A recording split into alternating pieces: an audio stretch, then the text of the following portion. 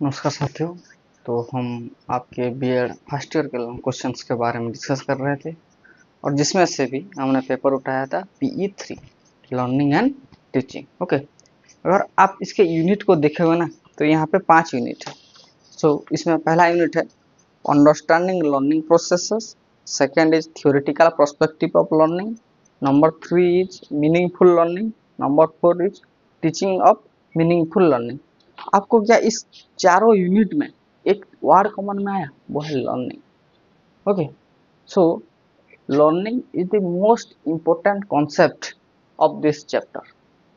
Okay, इस this paper note this chapter this paper. Okay, अगर हम लर्निंग को अच्छे से समझ लिए, उसका अच्छे तरीके से नोट बना लिए, तो आप मान के चलिए कि आप कोई भी क्वेश्चन आएगा आप अच्छे से लिख दोगे उस चीज को, है ना। जैसे कि कोई भी चीज आया, लेकिन ये इंट्रो तो आप लिख सकते हो, लर्निंग का नेचर, उसका डायमेंशन थोड़ा थोड़ा जितना याद आया आप लिख के चले आना। यही हमारे बीएड में बहुत बहुत ही कामदायी होता है, लाभदायी होता है ना। सही है, क्योंकि बहुत सारे कॉन्सेप्ट क्या है वो इंटर रिलेटेड है और ऐसा नहीं है कि सिर्फ वही लिखोगे तो चलेगा, आप कुछ भी लिख सकते हो लेकिन उससे रिलेटेड तो होना चाहिए। सो लर्निंग का ये जो क्वेश्चन होगा, ये आप मान के चलिए you are preparing 3 long question at a time, क्योंकि आप इस चीज को हर किसी लॉन्ग क्वेश्चन में इस्तेमाल कर सकते हैं। सही है।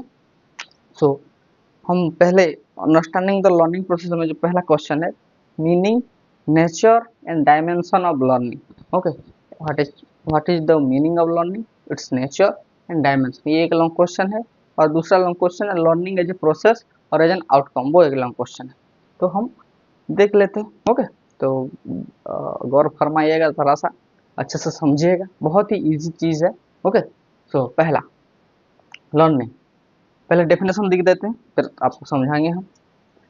पहला है learning means to bring changes in the behaviour of an organism. Learning मतलब क्या, जब हमारे बिहेवियर में चेंजेस होता है, after if we are learn something then it must show that our changes in our behaviour.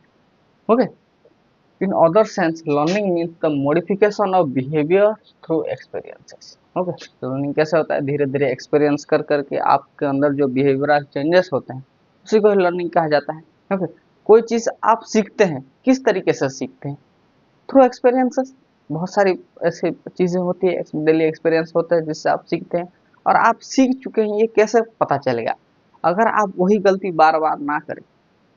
हाँ, that means you have learned something. Your behavior will be changed. That's the thing.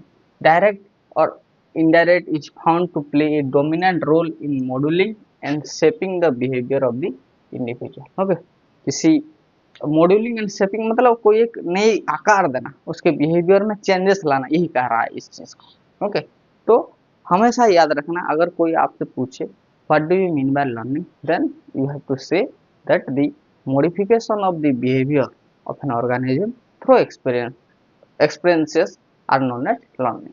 इसी को ही learning कहते हैं, हमारे behaviour में changes आना, उसी को ही लर्निंग कहा जाता है। ओके, लर्निंग का मतलब सिर्फ पढ़ाई से नहीं है, लर्निंग बहुत सारी चीजें होता है। जैसे कि फॉर एग्जांपल अगर मैं बात करूं, आप बहुत सारे लोग जो पढ़ रहे हैं अपने घर से दूर होंगे, है ना, किसी दूसरे शहर में जहाँ पे आपका कॉलेज या फिर यूनिवर्सिटी है वहाँ पे आप रह रहे होंगे।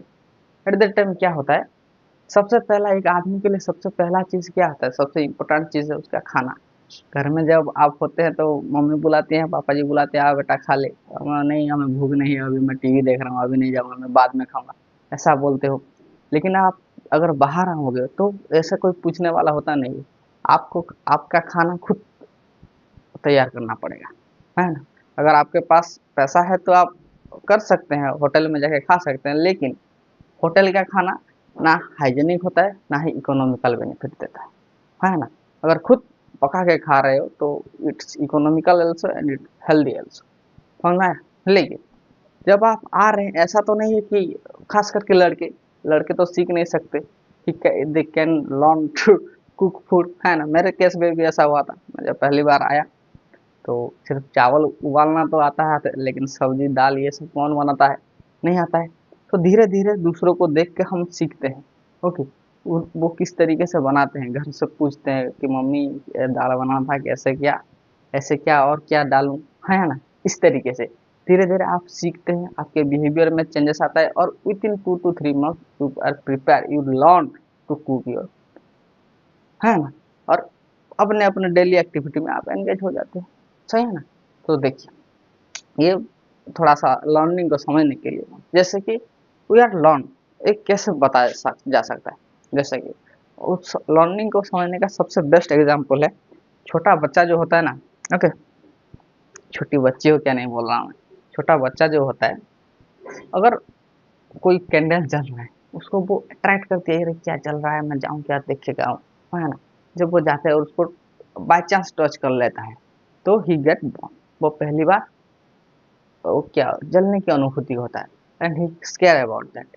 Next time when he thinks the burning thing, he can not go there, and if he go he move suddenly, अगर उसका हाथ वहां पे अगर बाय चांस गलती से लग भी गया तो उसको खींच लेता है ना।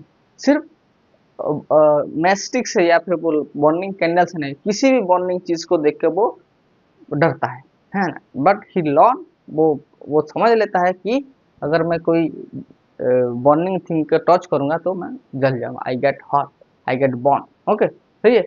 वही एग्जाम्पल को मैंने अच्छी तरीके से लिखा है, देखिए समझते। When a child touch a burning matchstick, the child get burned.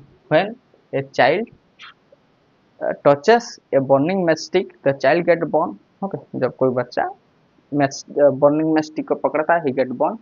And the next time when he come across the burning matchstick, अगर दूसरी टाइम जब जब वो मैचस्टिक के सामने आता है, he lose no time to understanding to withdrawing from it, अपने हाथ को वहां से निकालने में वो समय नहीं लगता, है ना। He learned to avoid not only the burning matchstick but also all burning thing, वो सिर्फ मैचस्टिक से नहीं डरता, वो और जितने भी बर्निंग थी उन सब से वो डरता है।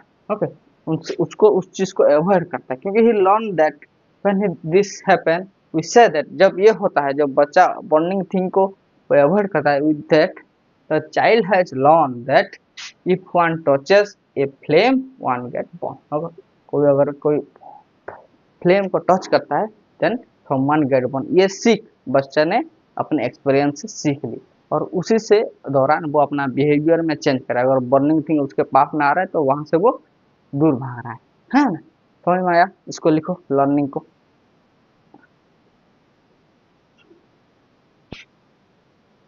Okay, so the important definition of learning को देखते हैं पहला।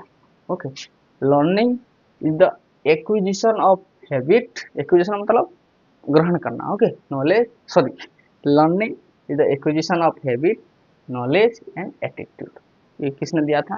Crow and crow. उनके हिसाब से लर्निंग का मतलब है acquisition of habit, knowledge and attitude. जब हम किसी कोई हैबिट, कोई एटीट्यूड, कोई नॉलेज अगर कहीं से सीखते हैं, ग्रहण करते हैं, फॉर एग्जाम्पल आप पढ़ने आए और आपको रूममेट ऐसा मिला कि वो रूममेट बहुत अच्छा है, तो वो अपने काम से काम रखता है, वो पढ़ता है ना, आपको डिस्टर्ब करता है ना। वो दिन रात पढ़ाई करता है, आप देख के उसके हैबिट से वो कमरे को बहुत अच्छी तरीके से मैनेज करके रखता है, तो आप उसको देखते अपने हैबिट में भी वो डाल लेते है ना। यू लर्न फ्रॉम हिम, बदला नहीं चाहिए, लेकिन वो सीखते। वो आपका दोस्त जिस तरीके से पढ़ता है, अगर वो अच्छा से पढ़ रहा है तो आप उसकी तरह धीरे धीरे पढ़ते हैं, पढ़ने लगते हैं, है ना। That's the acquisition, you learn from your friend. अगर आपको रूममेट ऐसा मिल गया जो कि सुबह शाम पबजी खेलता है ना, घूमता रहता है, ओके, कभी आता है सो जाता है, फिर उठता है, फिर सोते सोते थक जाता है तो इसीलिए फिर से सो जाता है, अगर ऐसा हो गया तो आप कहते, वो कहते हैं ना, संगति असर डाल दे, वो सच बात है, क्योंकि आप उसके साथ रह रहे तो उसका हैबिट, उसका नॉलेज थोड़ा थोड़ा आपके अंदर भी आते आने लगता, उसके जैसा एटीट्यूड आपका होने लगता है ना। सही है। So the learning is the acquisition of habit, knowledge and attitude. सही है definition, hope you understand. Next, Kimble ने दिया है एक और डेफिनेशन लर्निंग का। Learning is the relatively permanent changes in behavioural potentiality that occur as a result of reinforce practice. Reinforce practice, बहुत ज़्यादा प्रैक्टिस करते करते हमारे बिहेवियर में जो चेंजेस आ जाते हैं, उसी को ही बोलते हैं लर्निंग। ओके, इसको समझने का बेस्ट एग्जांपल है, जब आप स्कूल जा रहे थे क्लास 7 और 8 और समथिंग, ओके, जब आपके पास नया नया साइकिल आया था, घर वालों से आप रो रो के मांग लिए एक साइकिल, क्या आप वो साइकिल एक दिन में सीख लिए? नहीं, you have to practice a lot to run a cycle. एक साइकिल को अच्छी तरीके से चलाने के लिए आपको बार बार गिरना पड़ेगा, फिर से सीखना पड़ेगा अच्छी तरीके से चलाने के लिए। सो धीरे धीरे उस तरीके से ही होता है। That's the Kimble said, learning is a relatively permanent change in the behavioral potentiality that occur as a result of reinforced practice. Kimble. Okay. कोई भी लर्निंग का क्वेश्चन है, आप ये डेफिनेशन दे देना, वो इंट्रो दे देना, कोई नहीं काटेगा, बहुत अच्छा जाएगा, आपका एक पेज मैनेज हो गया हर क्वेश्चन का। सही है, इसको अच्छे से लिखो, फिर हम कल देखेंगे नेचर और principle of learning. Okay, right it down.